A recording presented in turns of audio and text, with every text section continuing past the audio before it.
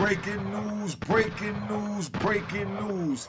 Charleston White tells the harsh truth on the death of Little Ronnie and his daughter, and he also said some foul things that we don't agree with over here at Unique Mecca Audio, but we're going to break this down. I'm just going to get into one part of what Charleston White said, but let's pick up the pace a little bit. All right?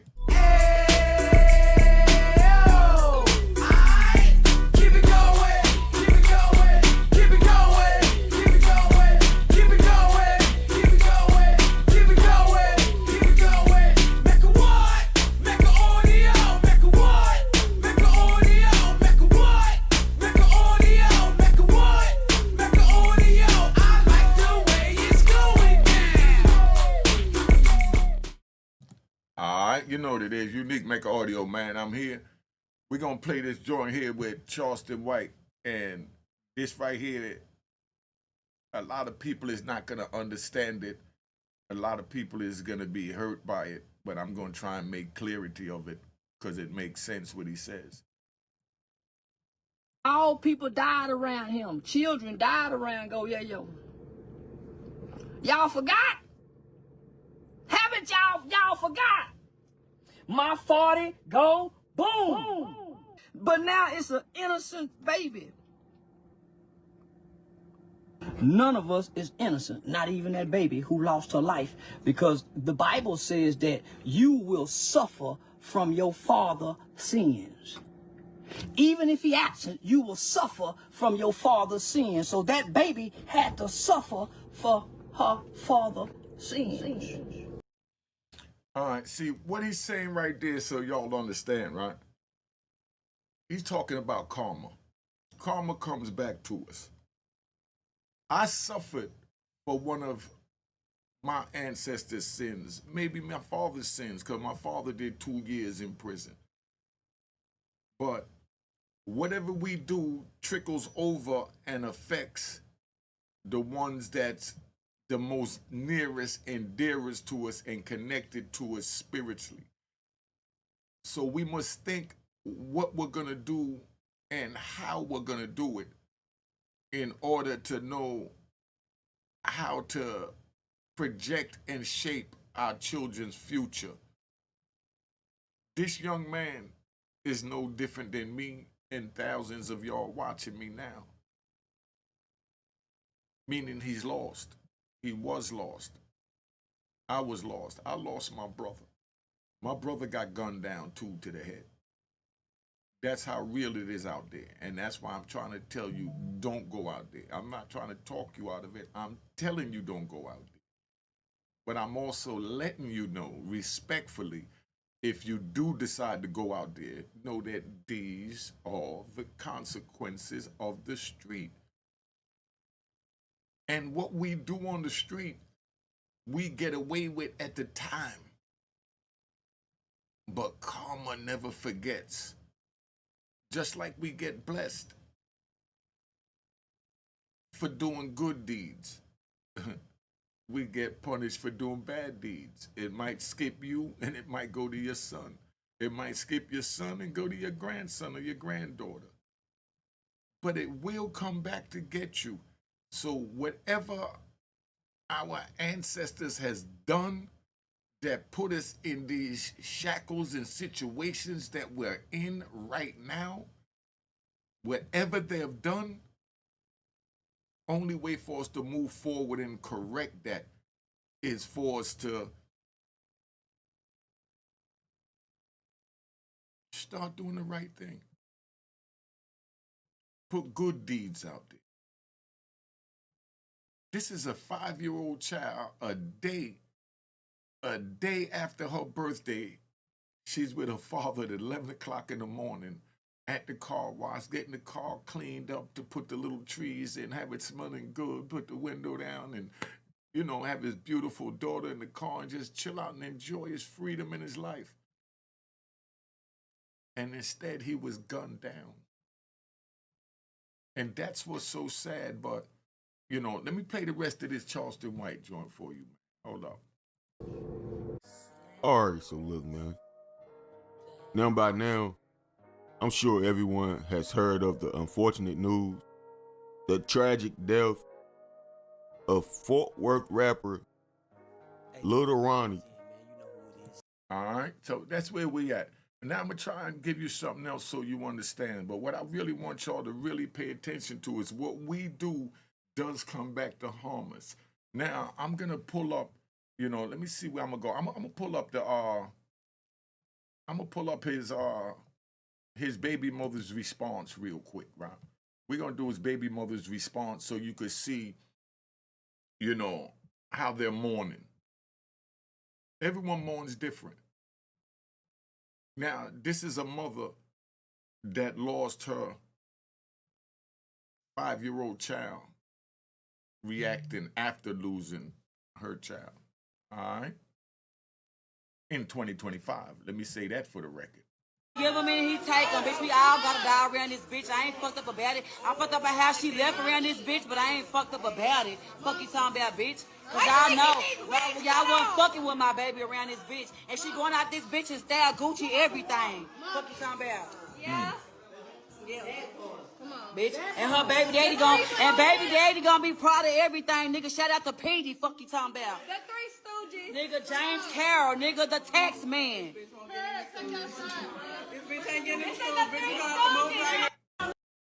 All right, now I'm gonna play it back from the beginning, and I want y'all to really listen to this because this is the mother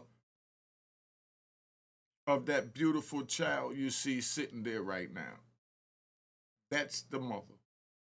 And that's the father. That's the mother talking about this child right here with the braids. Listen. Yeah, I ain't gonna lie, I grieve a little different, y'all. Y'all took my baby, but I'm not motherfucking tripping on that shit, bitch. Bitch, he give him and he take him. Bitch, we all gotta die around this bitch. I ain't. Did you hear what she said? She said he gives them and he takes them. I know it sounds raw to you, and a lot of y'all have different emotions and different opinions on what she said. But you have to look at it as what she said. She said it right. God gives it and God takes it. It's just the way she said it and the timing that she's saying it now after losing a child. But that is the harsh reality. See, that's the mind of someone that's connected to the street, where they're detached from their emotions. They're detached from sensibility.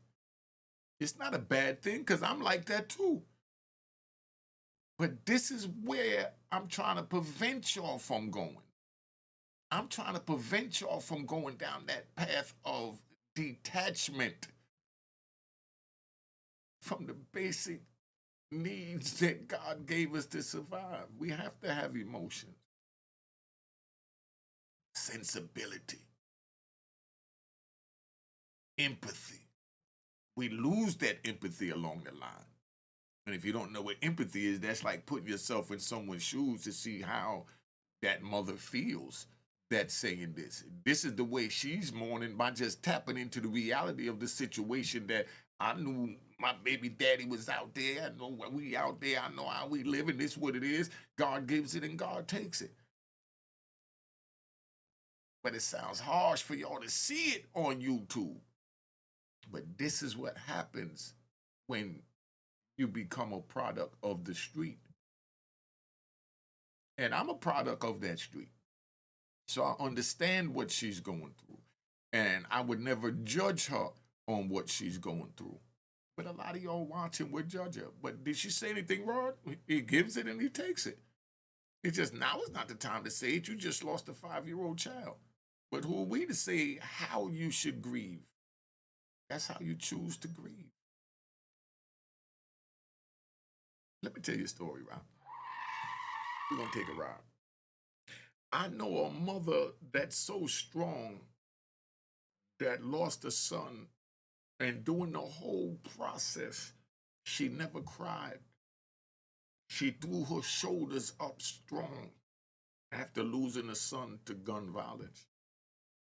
And she handled her business of going to the hospital, making sure he had his clothes to be buried, and making sure she did everything and never shed a tear and never showed an emotion. That's how she chose to grieve. And then I've seen mothers throw themselves on the ground and fall apart. And that's what we're used to seeing as a people. That's what we're used to seeing from back in the days when we lost loved ones. But now when we lose loved ones in 2025, what they do? Fucked up about it. I fucked up about how she left around this bitch, but I ain't fucked up about it. Fuck you talking about, bitch. Cause y'all know, y'all wasn't fucking with my baby around this bitch. And she going out this bitch and style Gucci everything. That's the bad and sad thing. She's worried about what the baby go out in. The baby's gone, young lady. But see, that just hasn't set in yet. So, we have to emphasize with her now and put ourselves where she's at. And this is how she chooses to move forward, by tapping into her gangster. So those of y'all that's criticizing her, those of y'all that got something negative to say about her and how she's reacting and dealing with this, just know that you're on the right path. Stay the hell where you at and don't go over there on this side. Because it's real and raw over here on this side. Look at the babies. Look at this young girl about 13, 14. She coming and put her 2 cents in. So, this mother is showing the other children around her, how you take death like a grain of salt, how you have no emotion, no sympathy for death. You take it for what it is and you move forward and you wait for the next fight. That's what this young lady's saying. And then here go the baby that's following in this, and now this is learned behavior that's gonna go around, and that's how that's gonna move. I mean, come on, man. I mean, how much more serious can we get than this? What you talking about? Yeah. You see, that little baby came in and co-signed the gangster. And when I say gangster, the gangster is a person that go to work, a woman that got a job, take care of her baby, find a man, get married, do what she need to do, pay a tax and do everything. But when you on the street, a gangster is how they're handling this situation, because I didn't cry for my brother. So I know what she feel like. And I know that the police, the feds thought I was crazy. Let me ride on that one, right? I'm going to ride on that one. I just got sentenced September 15th, 1994, and about October 1st, they came and saw me. Now, when they came and saw me was, they came and saw me in early October, and they brought some big 8x10 glossy pictures, right, of my brother, of my beautiful brother. These big, beautiful 8x10 pictures, about the size of the screen, and I'm looking, and as I'm looking, I see the green brain matter coming out my brother's head. I'm shackled to the table with handcuffs, and I'm shackled to the floor with leg cuffs. I can't move, and I'm wearing a dusty white underwear and a dusty white t-shirt they gave me, and I'm in a cold room down there in Virginia Beach. And I'm sitting there, and they looking at these pictures, and they saying, the trigger's dead. The fox hunt is over. And they having a conversation, a casual conversation about how my brother, was a slippery little fox, and they caught him and he's dead and it's off to the next one. And I'm shackled and listening to this. And they're trying to break me because when I got sentenced, it's in the newspaper. Go look it up, 1994, Virginia Pilot, if you want to know who I am. They said when they sentenced me to life plus 20, I was unflinching. Where I've seen YouTube videos where people collapse when they get sentenced to a year. And they gave me life plus 20, and the newspaper said I was unflinching.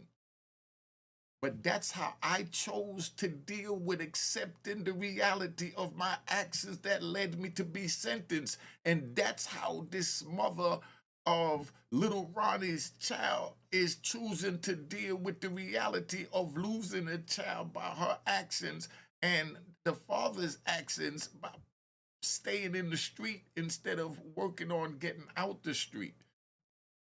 And just getting money is not working on getting out the street. Getting your mind conditioned is getting you out the street. Getting your mind conditioned.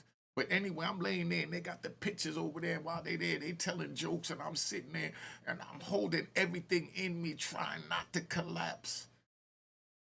I'm looking at my brother's brain matter in front of me and I just got life plus 20. Unflinching in front of the judge. And they're watching now saying, I know this will break them. I know this will break them. And the whole time I'm sitting there saying, I know they watching me to break. I know they watching me to break. I know they watching me to break. So I just looked at him and said, all right, so what? Now take me to my cell. It ain't like, he gonna do time in your stinking prison. They said, but you will. I said, yeah, but this ain't nothing to me. This just another step. I'm still breathing. Remember that. They grabbed me, took me upstairs. I'm walking upstairs, man. It wasn't but one flight. I was on the second floor. By the time I got up there to that second floor, my legs felt like spaghetti. They were shaking. I couldn't breathe. The closer I got to the bars to go into the unit, I started hyperventilating because it started coming down, and I was trying to block out the thought of these pictures with my brother's green brain matter blown out. And I'm stumbling. So when I get there, and mind you, you know what I mean? I'm handcuffed and shackled. So they take their handcuffs and shackles off me, and I gotta stand there, pick up one leg at a time, wait for them to take one leg off, the other leg, the one arm, the other arm, and my knees is like this, man. I was about to collapse. So as soon as he took it off, I walked and I went straight in my cell. As soon as I went in the cell, I fell to my knees. I didn't even make it in the bed, and I just laid there, man. And I said a prayer to God. You know what I mean? I said a prayer to God, and all I did was tell man, take care of my brother. I didn't even think of nothing to say about me. That's how raw I was with it. I didn't even care about what I was going through. All I wanted God to do was take care of my brother. And that's when the tears came down and I started bawling. But I wouldn't allow them to see me cry. And one dude, I'm even say his name, Lamont Pitt, out of Chesapeake, Virginia. He walked in the cell and he seen me crying. Now, I'm not even gonna lie, and Lamont tell you the same story. I turned around, man. I look in my eyes. All I wanted to do was take out his eyes because no man had never seen me cry but Lamont Pitt. That was the day when I saw my brother's 8x10 pictures with his brains blown out and green brain matter all over the floor. I never even seen that shade of green before.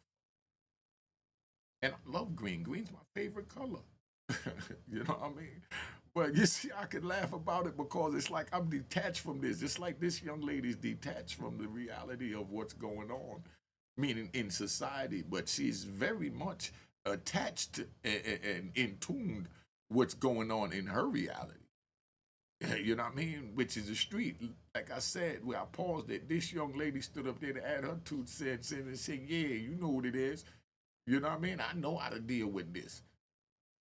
And so many people is criticizing it, but I just want to bring clarity to it and understanding that when you're in the street, we all deal with these traumas that we're going to carry on for life. I'm traumatized behind what I went through, especially with seeing my brother like that I just shared with you. I even feel a tear coming up. And that's where emotion kick in, where I know that I'm getting better. You know what I mean? Because I'm not trying to cry. I'm not trying to be tearful. But just as I'm telling the story, I feel a tear coming up right here, but I refuse to wipe it because they never come. So it's like it never rains in Southern California. It never rains in, Southern Unique, But it's a good feeling when I feel it because I know that, there is a heart in there and it's slowly getting a little light because, that tear is coming even more as I talk now, and it feels good. Y'all don't understand what I'm going through right now by just sharing this and dealing with this, by seeing this young lady like this, because, all my life, all I saw was different responses, to death, different mournings, different ways of mourning to death. You know, like I'm gonna give you another one. Right? It was it's a lady that looked out for me.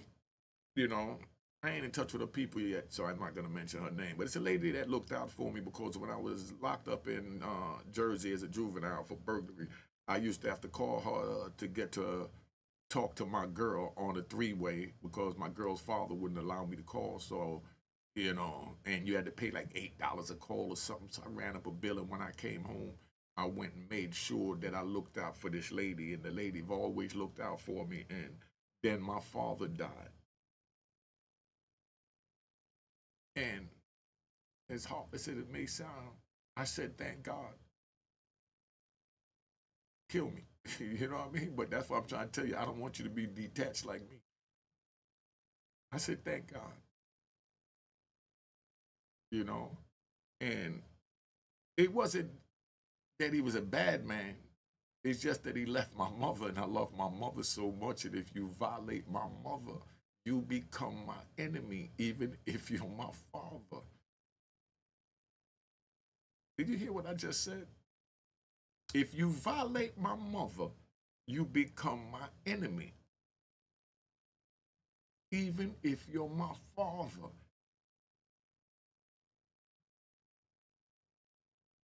And I thank God because he violated her and he left her. You know, they went through their typical little divorce things, but that's how I took it, as the way I was raised on the street, that, you know what I mean? Mom's is my partner. When she hurt, I hurt. You know what I mean? And I don't care who hurt her.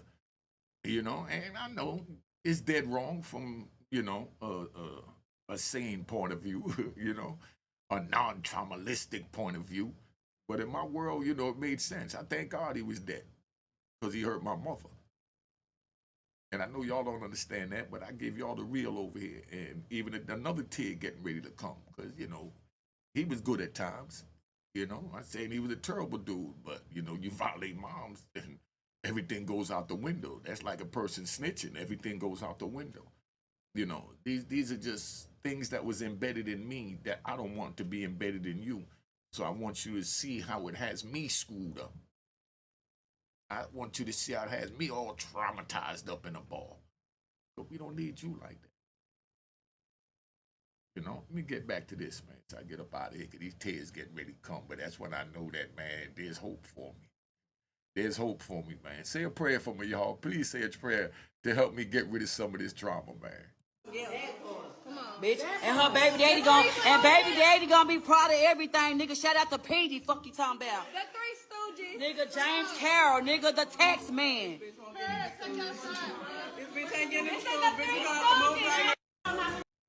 Man. So what do y'all think about this video? Put it in the comments. Been here long enough, man. Sad time. Man, this is it. Get your life together. Subscribe to my daughter's YouTube channel over at Unique Mecca Audio, Juanita Mecca Audio, Unique Mecca Audio, Prison Stories, Mecca Audio TV. Hit the like button, hit the bell, hit the notification, do all that crap, and let's get it out the way. Cheers, cheers, toast the crime, toast the crime, the crime, the crime, the crime. What?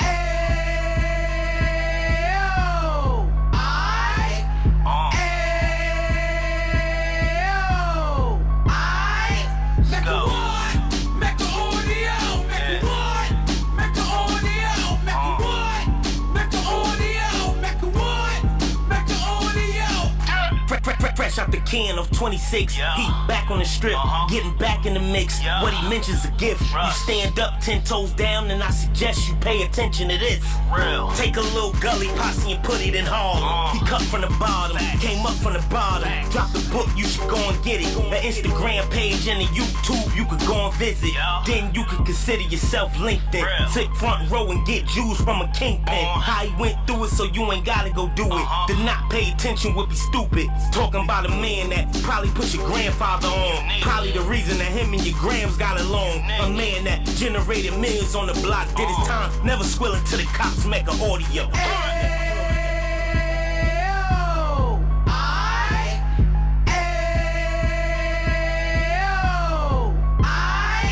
Mecca what? Mecca Audio, Mecca what?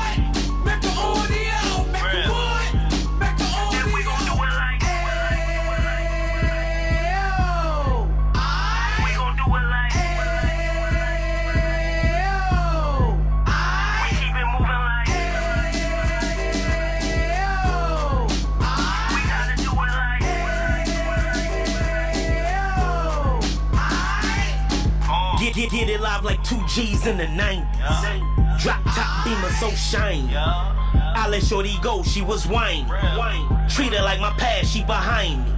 Spin a couple bands on the dapper Dan. You be back again, getting green like a Packers fan. No cap, it's a roaring uptown. They be horn uptown, Dominican bust downs. Now we on the positive, we got a lot to give. Now he trying to stop the kids from being inoperative. So take heed, homie, lend a ear. He started in uptown, he gon' finish dead. But now it ain't about selling drugs, buying cars. It's about buying property to make the community ours. So we can give back to the cheers, cheers, toast the crime, the crime, the crime, the crime, the crime.